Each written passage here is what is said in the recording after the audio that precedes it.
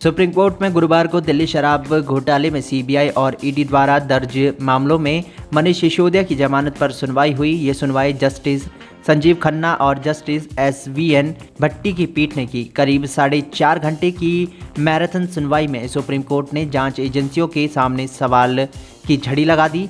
पीठ सिसोदिया द्वारा दायर 2 याचिकाओं पर विचार कर रही थी, जिसमें दिल्ली उच्च न्यायालय के फैसले को चुनौती दी गई थी। बता दें कि दिल्ली उच्च न्यायालय ने पहले सिसोदिया को सीबीआई और ईडी द्वारा की जा रही जांचों के संबंध में जमानत देने से इनकार कर दिया था। वहीं वरिष्ठ वकील अभिषेक मनु सिंघवी ने मनीष सिसोदिया की ओर से पक्ष रखा।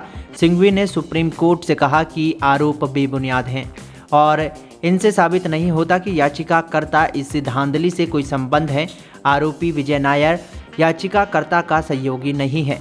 वहीं लंबी सुनवाई के दौरान कोर्ट ने ASJ राजू से कड़े सवाल किए। बता दें कि पीठ ने सुनवाई की शुरुआत में कहा कि शराब नीति मामले में आपको आरोपी बनाने से संबंधित ईडी से पूछा गया सवाल सिर्फ कानूनी था, किसी राजनीतिक दल को फंसाने के लिए नहीं था। पीठ ने कहा सवाल यही था कि A और B को आरोपी बनाया गया है और C को फायदा पहुंचा है, तो उसे आरोपी क्यों नहीं बनाया। हम सवाल पूछते हैं, हम जवाब चाहते हैं कि हम मीडिया से प्रभावित नहीं होते। दरअसल सिसोदिया के वकील अभिषेक मनु सिंघवी ने कहा कि मीडिया में हेडलाइन है कि कोर्ट ने ईडी ने पूछा पार्टी को आरोपी क्यों नहीं बनाया गया। सवाल को मीडिया ने ऐसे चित्रित किया जैसे कि अदालत ऐसा चाहती है। पीठ ने additional solicitor general SV Raju से कहा कि आपको कड़ी स्थापित करनी होगी।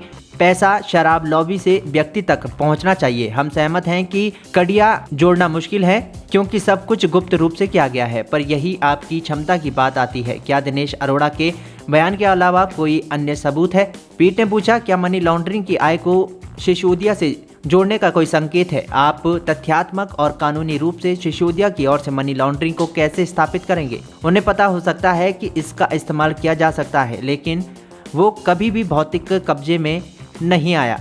पीठ ने यह भी पूछा, उसने 2 आंकड़े 100 करोड़ और 30 करोड़ रुपए की बात की है। सवाल ये है कि उन्हें ये भुगतान किसने किया, क्योंकि पैसे देने वाले बहुत से लोग हो सकते हैं जो जरूरी नहीं कि शराब से जुड़े हों। न्यायमूर्ति खन्ना ने पूछा कि क्या 2021 और 22 के लिए दिल्ली सरकार की उत्पाद शुल्क नीति चुनौती के अधीन है। इस पर SV राजू ने कहा कि एजेंसियां नीतिगत फैसले को चुनौती नहीं दे रही। इसके बाद जस्टिस खन्ना ने पूछा लेकिन आप कहते हैं कि नीतिगत फैसला व्यक्तिगत लाभ के लिए था, तो क्या इसका मतलब ये नहीं होगा कि आप नीतिगत निर्णय को चुनौती दे रहे हैं? ASG ने जवाब में कहा कि नीति इस तरीके से तैयार की गई थी कि जिससे कुछ थोक विक्रेताओं को फायदा हुआ है।